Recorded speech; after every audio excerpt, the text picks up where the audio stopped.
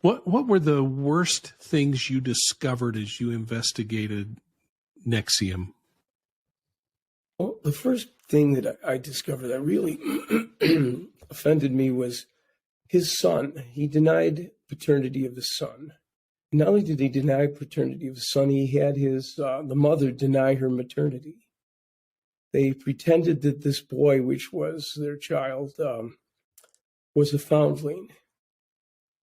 And I exposed that, and that caused some trouble because he had not wanted anybody to know that he was sleeping around with all these different women and getting them pregnant. Most of the women got abortions. But this one missed, and this woman went to full term and had a baby son.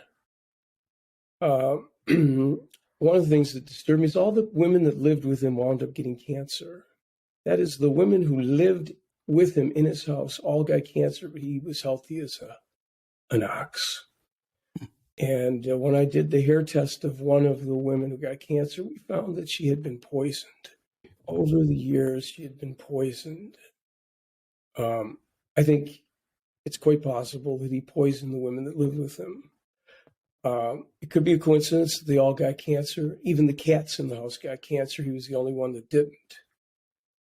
Then there was the case of a young woman that he had raped when she was 14, who wound up committing suicide. And it was just shortly after he saw her. And I think if she did commit suicide, she wasn't murdered. I think he planted the idea in her head. Then there was 12-year-old he raped 60 times.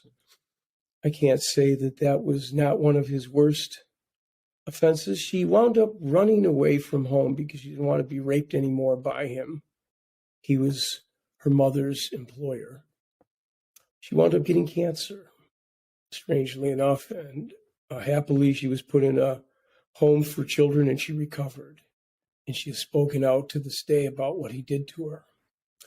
Then there's the case of a woman who claimed that she was pregnant with Keith Raniere at a time when he was saying that he was a celibate monk. And she cried out in classes that she was pregnant. He was the father. And lo and behold, she was ejected from class. And she was never seen again. There was a note found in her car, a suicide note.